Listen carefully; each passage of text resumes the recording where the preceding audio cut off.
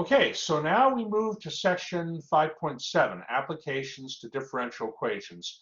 How many remember differential equations from Calculus 2? Using, like, for instance, separation of variables to solve differential equations. How many recall that? Okay, Marcella, kind of, she remembers it. Okay, you all saw differential equations in Calculus 2, and Mikhail remembers that. And now what's different here? What's different here is you are looking at a linear system of differential equations. So what if you, instead of solving one differential equation, okay, with that has, you know, well, you have, for instance, I want to say it the right way. You have one differential equation and you want to find the solution to it. Well, what if you had multiple differential equations with multiple different independent variables and dependent variables, and you wanted to solve that system? You can do that using the knowledge you have. Okay, now, so this is a linear system of differential equations. Okay, so, and they mention here that here,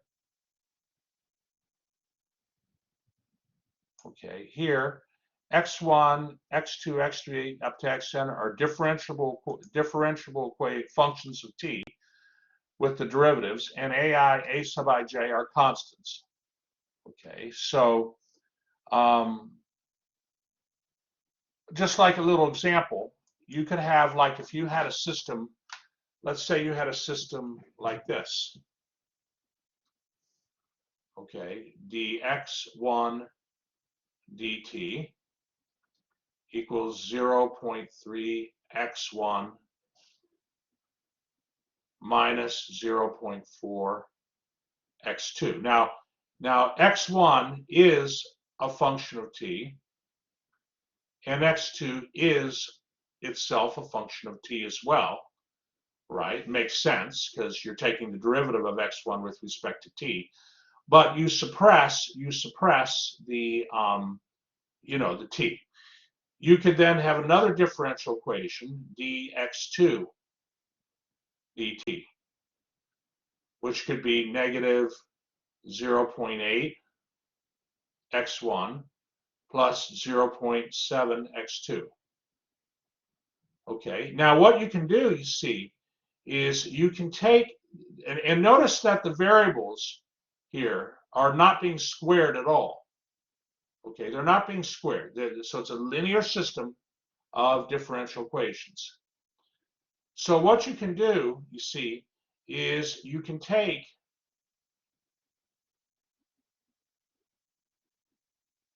your derivatives, put them in a vector like this, and write the system of differential equations as a matrix equation.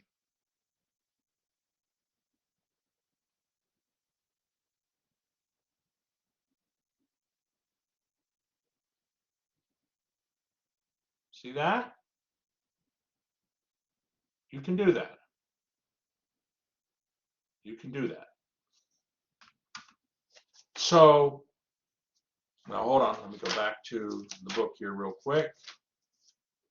One moment.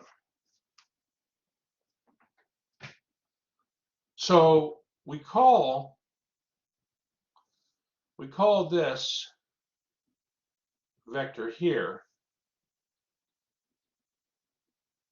x of t. We call this matrix A. And we call this vector of derivatives the vector x prime of t. So in general for section 5.7, you can represent a system, a linear system of differential equations in matrix form as x prime of t equals a times x of t. Okay. Are there any questions on that?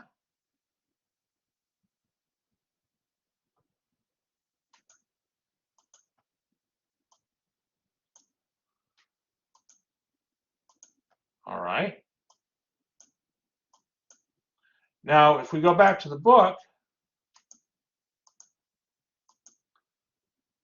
they are, basically their example, which is more general, is just what I had just discussed. Naturally, what we want to do is we want to find a solution. We want to find a solution to, well, let me just take this off here. We want to find a solution to our linear system of differential equations. That's what we want to do. So, hold on here. Where's the book again? A solution of that matrix equation 1 is a vectored value function that satisfies that equation for all t in some intervals of real numbers. Okay, some interval of real numbers. Now hold on, there was a question here. So we're just talking about notation here, Mikhail. We're just talking about notation. But how do we solve this system 1 here? X prime of t equals a times x of t. What would a solution look like? Well, I'm going to tell you. Let's go ahead to the notes here. Let's have a little discussion.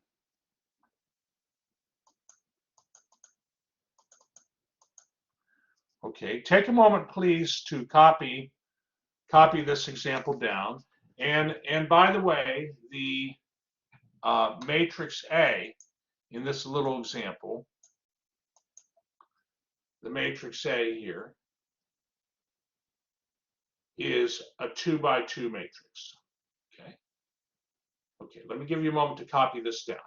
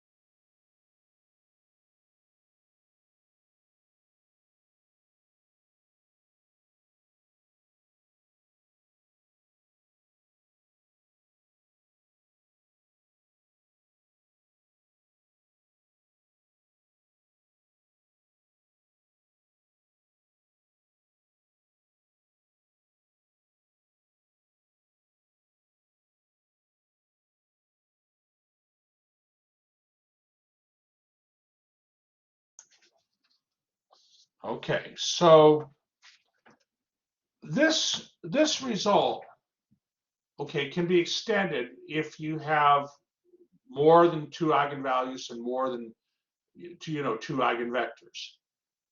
But what, and let me see, maybe I need to blow this up a little bit here. Yeah, what you have here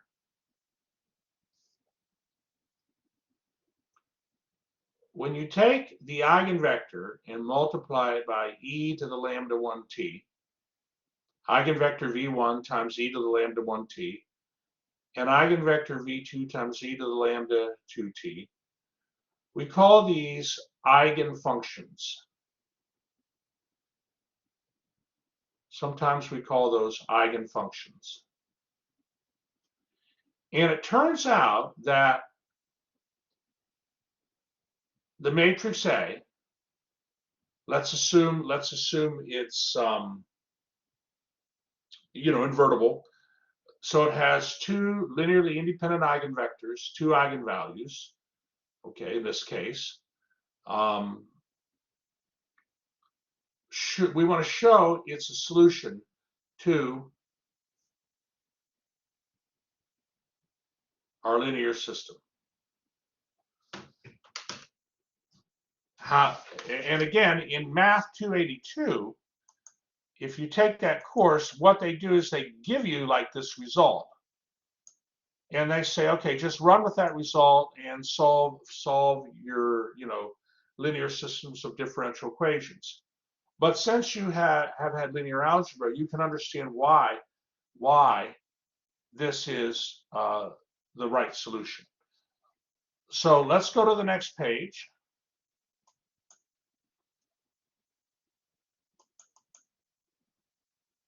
It's not hard to prove this. It's not hard to prove this. So what I do first is I say, okay, well, the derivative of my solution vector x is equal to d dt of my solution vector x. And then what I do is I substitute in what I think my solution vector is. Okay? But what I have to do is I have to show here, we need to show that x prime of t equals a times x of t. So right now I have my x prime of t. Somehow this entire right-hand side, and by the way, somehow this entire right-hand side has to become a times x of t. Okay. All right. So, well, we have the derivative of a sum. We know that's the sum of the derivatives.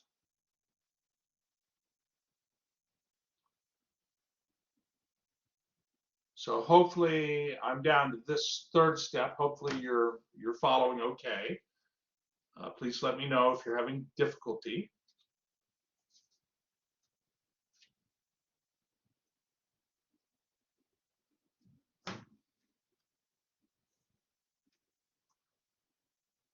Okay, now we have this C1 and V1 and C2 and V2. V1, remember, V1 is an eigenvector.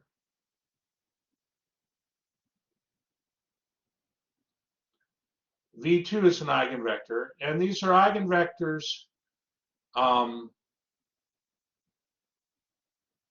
with, let's say this the right way, with numbers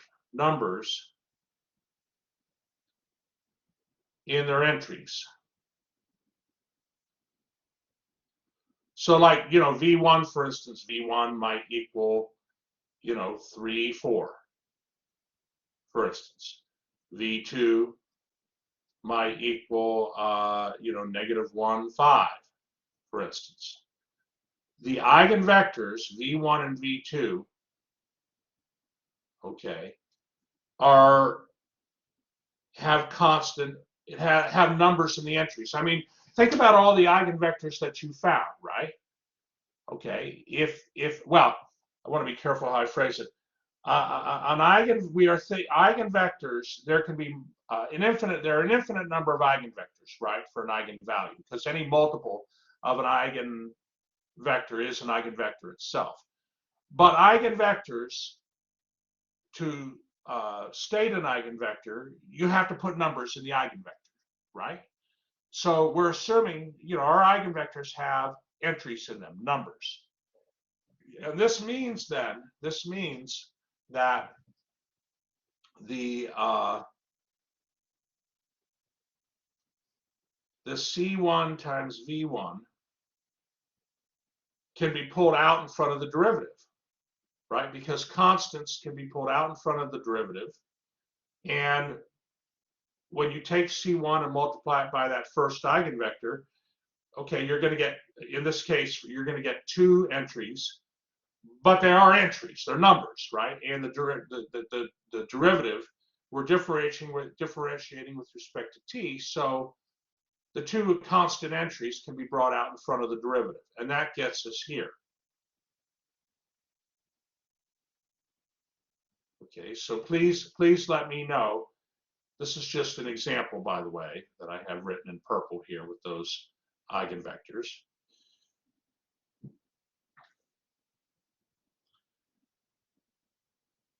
Okay, now let me go ahead and kind of clear things a little bit here. So we are down to here, and the derivative of e to the lambda 1t is lambda 1 times e to the lambda 1t. The derivative of e to the lambda 2t is lambda 2 times e to the lambda 2t. What rule did we use there to get those derivatives?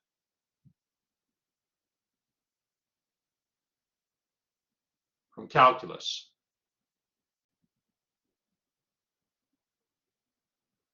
Do you remember?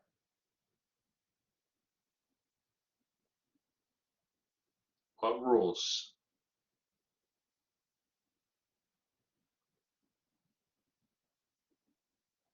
Giving you a lot of hints here. One more letter.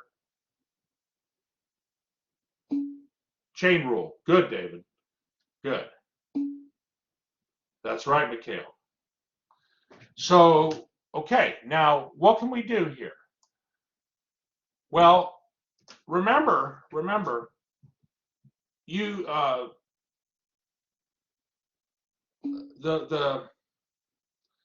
that's okay, no problem.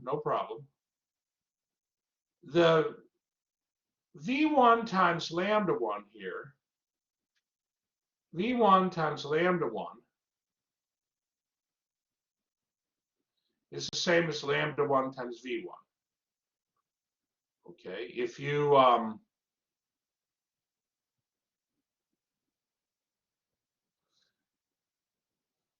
mean, I can show it here real quick.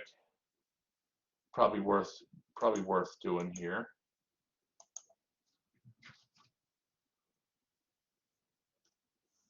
So, you know, if you have like a vector 1, 2, you multiply it by 3, you're going to get 3, 6. But if you have 1, 2 times 3 on the right, that's also going to equal 3, 6. So the constant can be just distributed in, right? I mean, you multiply constant on the left of the vector, on the right of the vector, that's fine. And so this means, let me go back to where we were. No, hold on.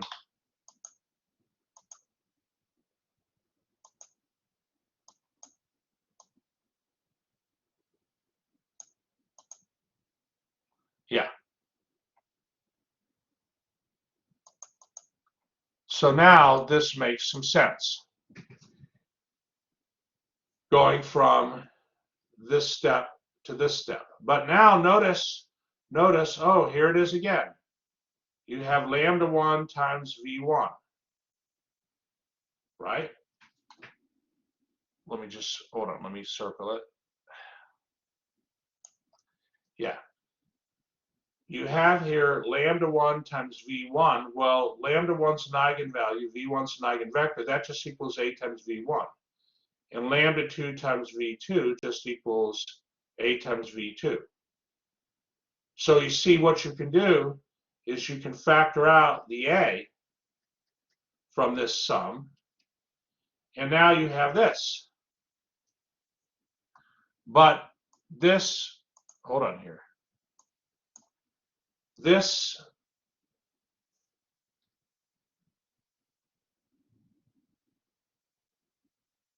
linear combination, this linear combination here, was just what we started with for x of t, right?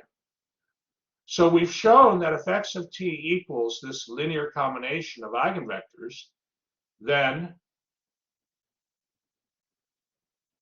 dx dt equals a times x of t. Or you could write that as x prime of t equals a times x of t. And now, like Bellin, for instance, now you know why in differential equations, when you solve the linear system of differential equations, that's usually towards the end of the course, why this linear combination of eigenfunctions works as a solution. And everybody understands that. And this is really going to be helpful when you know, if you take differential equations, Math 282, I mean, you're gonna feel real good about that material in the course. You're gonna feel very good about it. Are there any questions before we proceed on here? I'd like to do an example with you.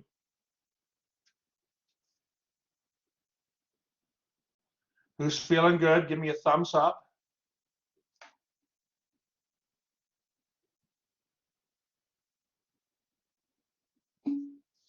Okay, thank you, David.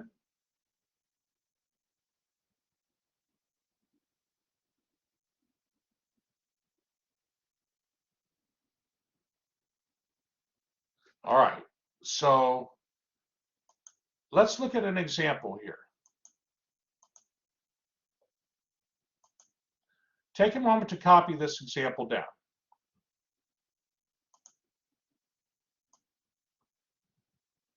You're learning actually part of Math 282 here. All right.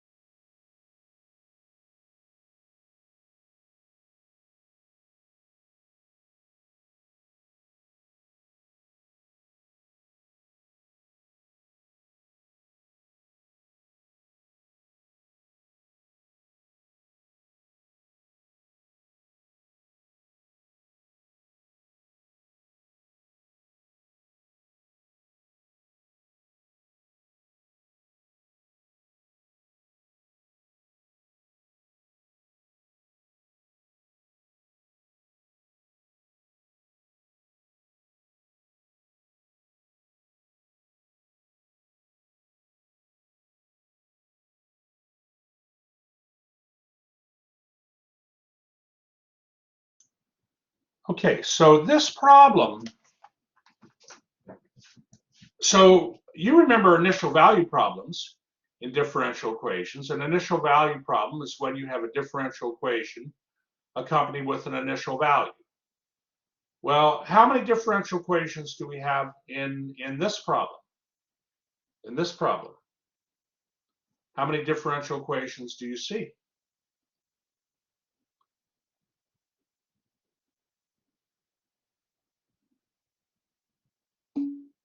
That's right. That's right, Mikhail. There are two. Here's one differential equation. Here's the other differential equation. And if we're going to solve the initial value problem, since we have two differential equations, we need to have two initial values here. And it talks about sketch the trajectory of the particle, sketch the trajectory of the particle. So what this means is, if you think about, and I'm not using a ruler here, if you think about an x1 axis and an x2 axis, okay, the solution vector to this differential equation, okay, the solution vector, which consists, which, you know, we'll call it, well, hold on, I don't necessarily like to use capitals here. I don't want to use capital here. Hold on.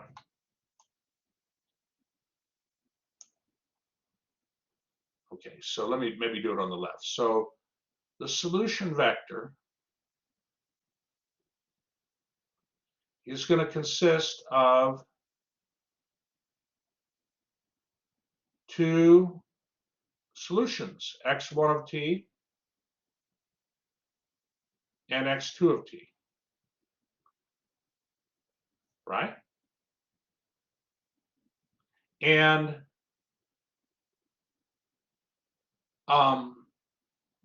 as t changes, you're going to get different x1 coordinates, and as t changes, you're going to get different x2 coordinates. If you plot the coordinates, it's going to create some kind of trajectory in the x1, x2 plane. Okay? So, okay, we want to solve the initial value problem. That means we want to figure out what our solution vector is. What do we need to do to find the solution vector for this linear system of differential equations?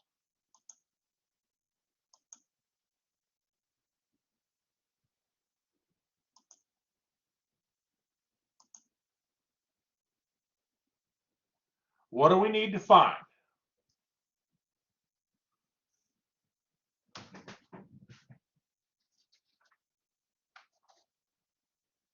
Well, we need to specify a matrix first, right? A 2 by 2 matrix. So let's go to the next page. Well, what would the 2 by 2 matrix A be for this problem? Can you tell me?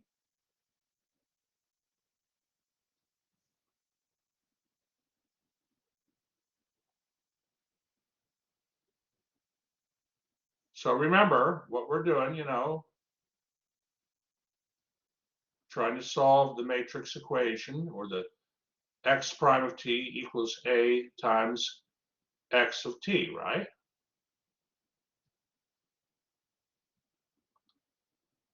So I need a matrix A. Can you tell me what A is?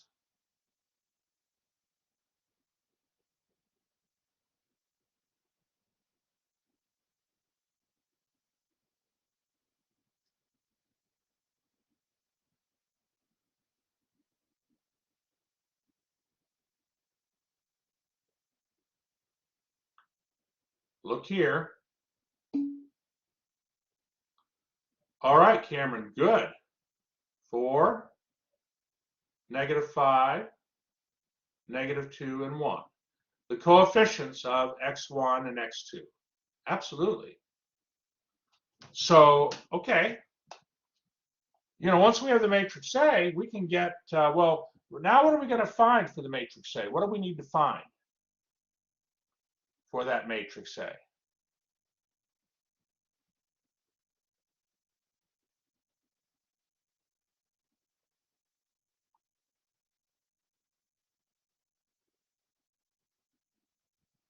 We're trying to find the solution to this system of differential equations. And we just learned that the solution vector would be a linear combination of the eigenfunctions of the matrix A. So we need to find eigenvectors and eigenvalues Okay, let's go to the next page.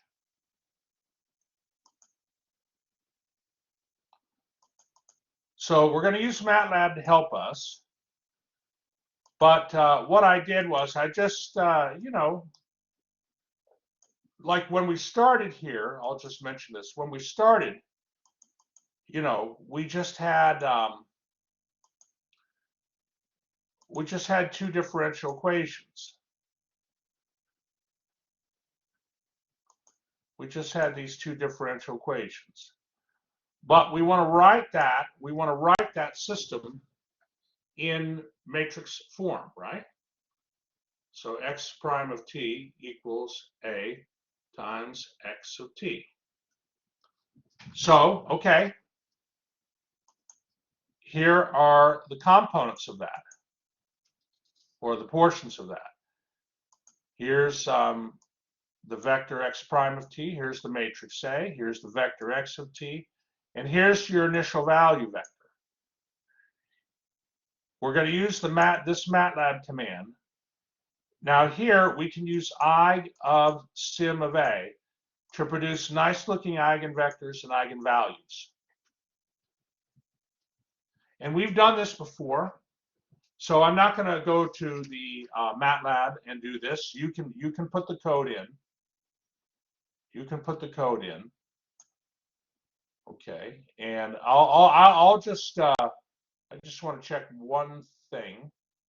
So keep going there. Hold on.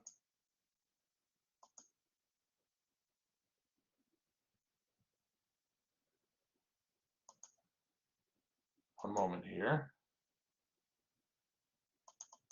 I'm just going in MATLAB just to see what eigenvectors it gives. Okay, so I'm typing in the matrix A, which is has rows 4, -5, and -2, 1. Use this command here. Okay, and okay, so one moment here. You should do it too.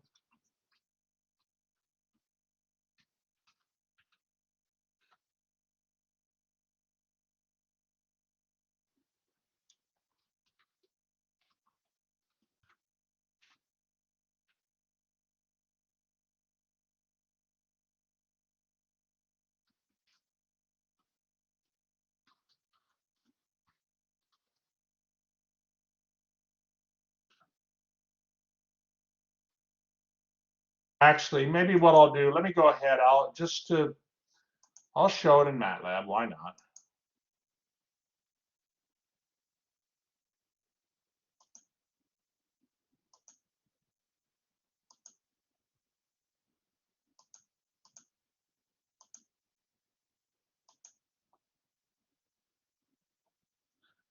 Okay, so indeed, the eigenvalue of -1 has a corresponding eigenvector of 1, 1, and an eigenvalue of 6, that's in the EVL portion. Eigenvalue of 6 has eigenvector -5/2 and 1. Well, I'd like to try to avoid fractions, so instead of using the eigenvector with entries -5/2 and 1, why not use a nice multiple of that eigenvector, 2 times that eigenvector? So use the eigenvector -5 and 2. Okay, so everything's good. Everything's good.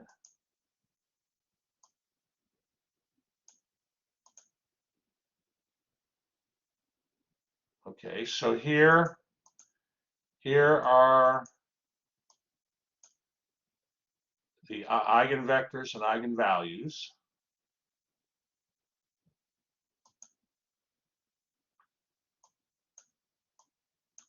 And now we can construct the general solution.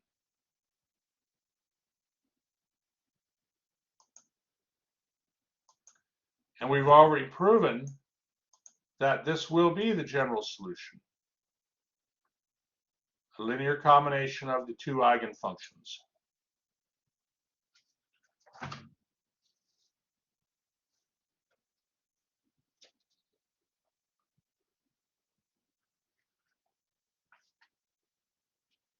Are there any questions so far?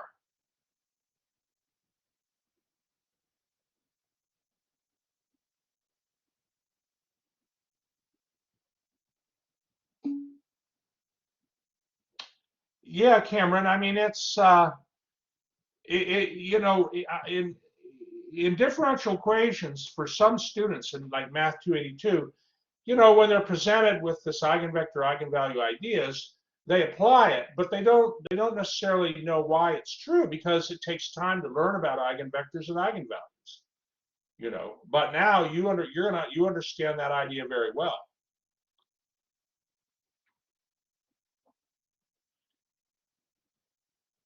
Okay, well now we have, that's right, Cameron, exactly right. And C1 and C2, we can't draw a trajectory.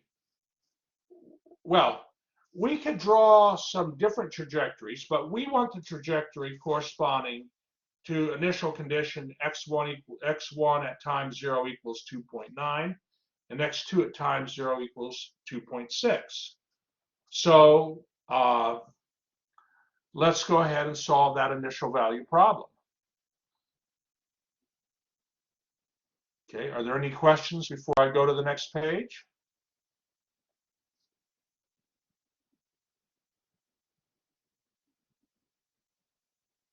Okay.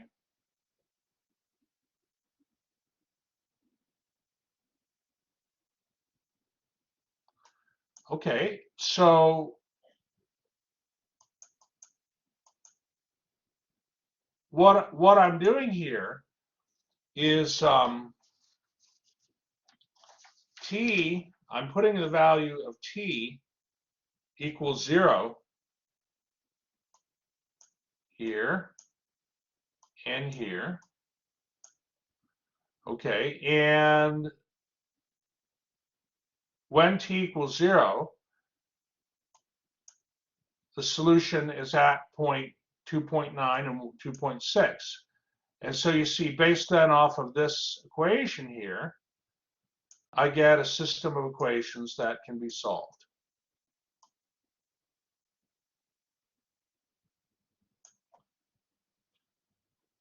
Now, sometimes my math lab wants fractions in their answers, right? So for that, if you were going to solve, I mean, you're going to solve this augmented matrix here. Okay. Well, use format RAT and then use RREF command of this augmented matrix, and you will get this. You will get that augmented matrix. X1 is negative 3/70ths. X2 is 94/35ths. In the book, the 94/35ths, I mean, this is actually example 1 that we are, now hold on, no, it's not example 1. This is actually example 2 that we're doing. And in example 2, the book has C2 as 188/70. But that reduces to 94/35ths.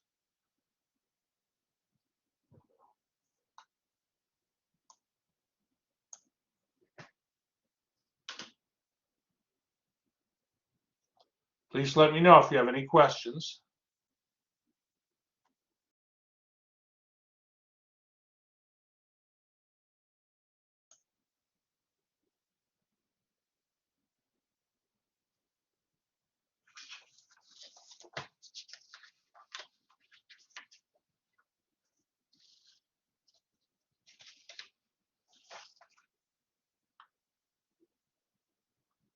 Now that we know the constants C1 and C2, our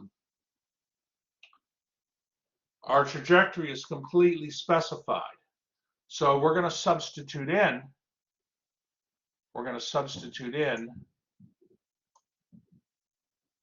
the C1 and C2 values in the general solution. And when you do that, the solution to the initial value problem is this solution right here. Negative 3/70 times the eigenvector negative 5, 2 times e to the 6t power plus the 95/35 times, I'm sorry, the general solution x of t is negative 3/70 times the eigenvector v1 times e to the 6t power plus 94/35 times the eigenvector v2 times e to the negative t power. Now the book classifies different trajectories.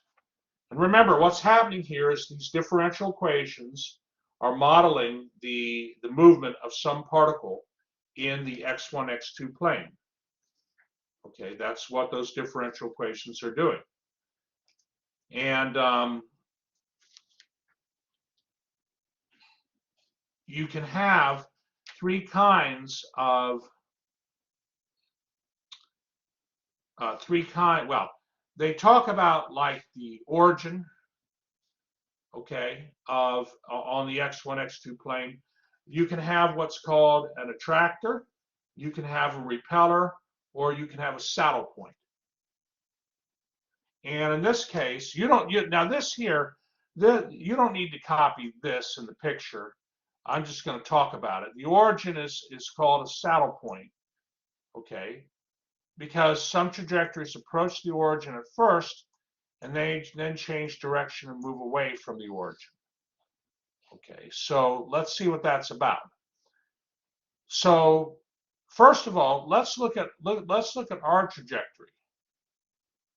Here's a picture. Of all these different trajectories, which would be solutions to different initial value problems. But remember, for our problem, our initial value was, hold on, I might need the status, was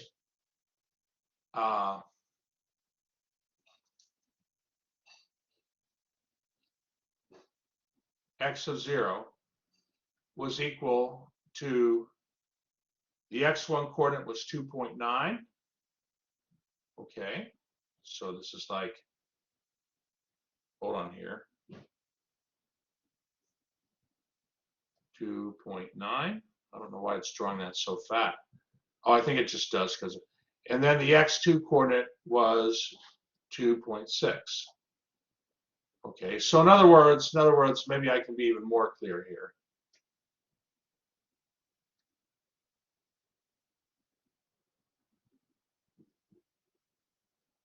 This coordinate is 2.9, comma, 2.6 in the first quadrant.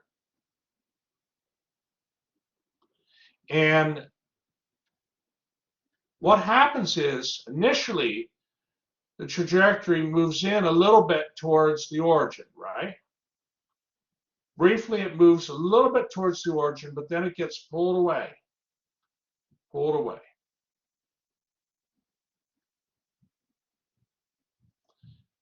Now, you also have in this picture, you have two eigenvectors. You have an eigenvector v2 and an eigenvector v1.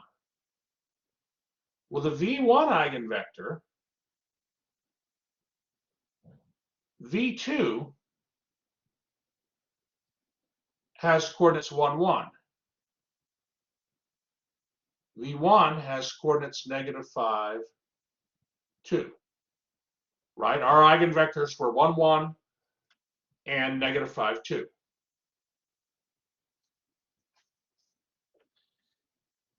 As the trajectory increases, as t increases, the trajectory is going in this direction. This direction, this trajectory, what does it almost look parallel to? That trajectory. What does it almost look parallel to?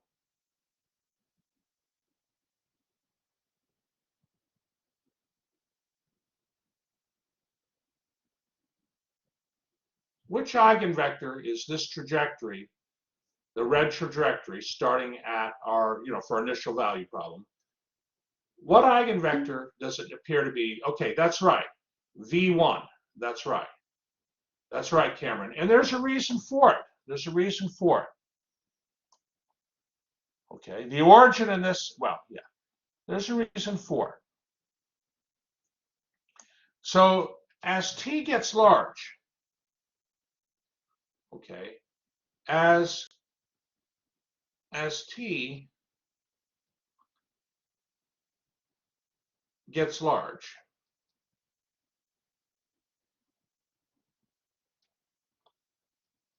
what is x of t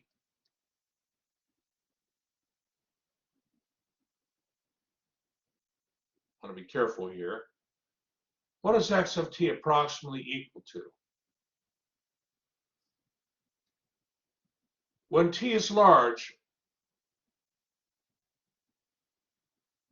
is this second term important or less important than the first term? So this is the second term. And here's the first term of our solution. As t gets large, which term is more important? The second term or the first term?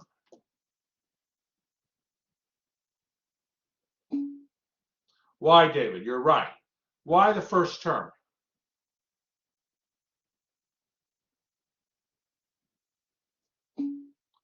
That's exactly right.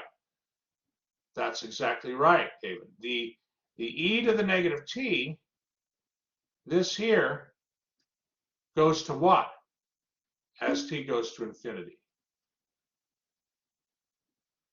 What's e to the negative t approach as t goes to infinity? It approaches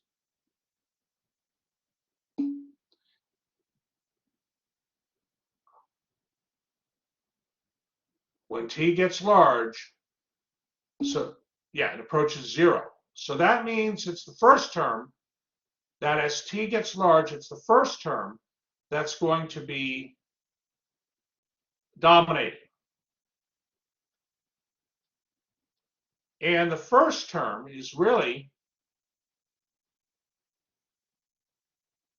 I don't want things to be too cluttered here, but the first term is really a multiple of the vector negative 5, 2. Because e to the 6t for some t is going to be a scalar, and negative 3/7 is a scalar.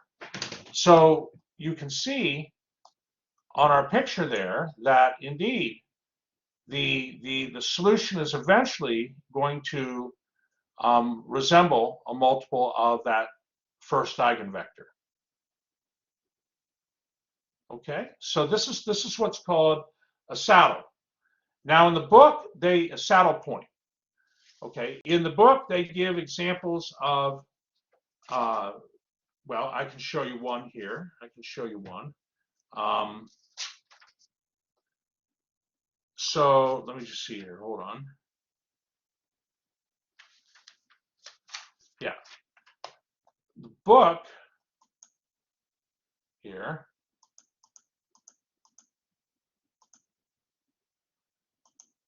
Let me go to the book here. Are there any questions on this?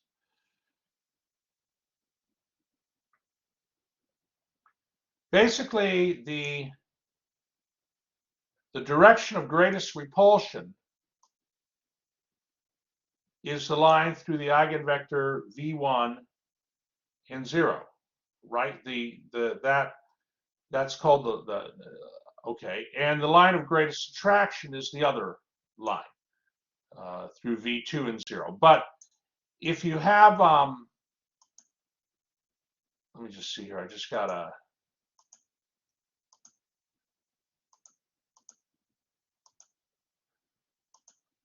So in the book, like example 1, okay, they have, for instance, how many have seen this? These circuit diagrams. You don't have to be in this course, but how many have maybe had a physics class where they dealt with circuit diagram like that? Okay, so you see David has, and you can actually represent, the circuit diagram by a differential equation, by a system of differential equations. Hold on, there were a couple chats here. Yeah, okay, so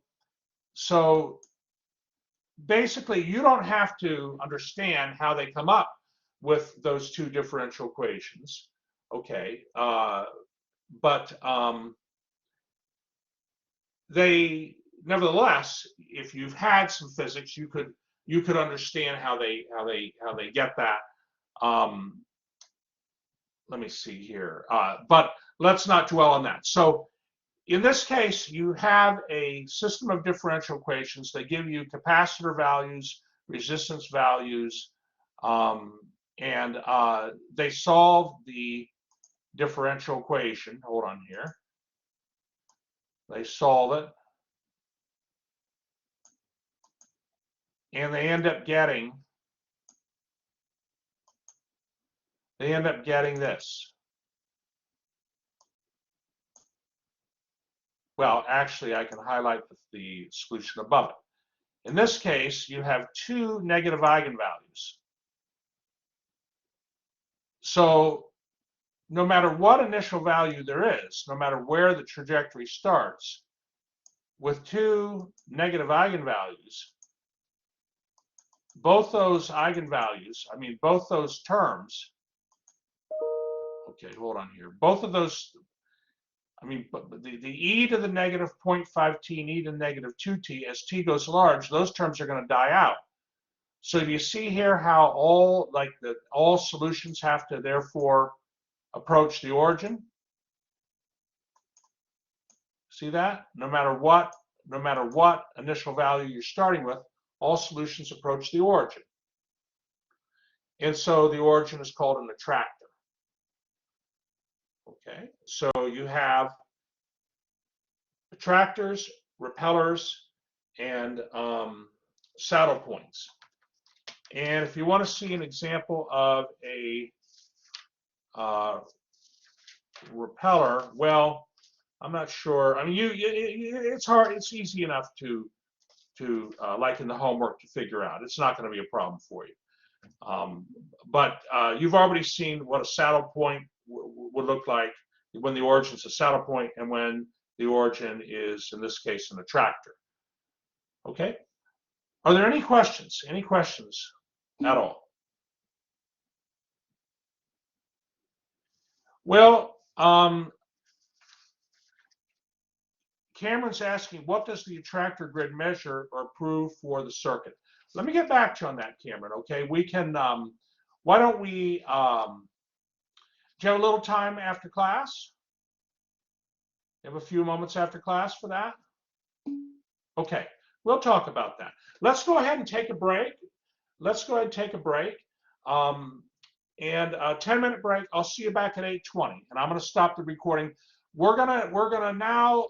We have to talk about differential equations where we have complex eigenvalues and eigenvectors. We have to go there next.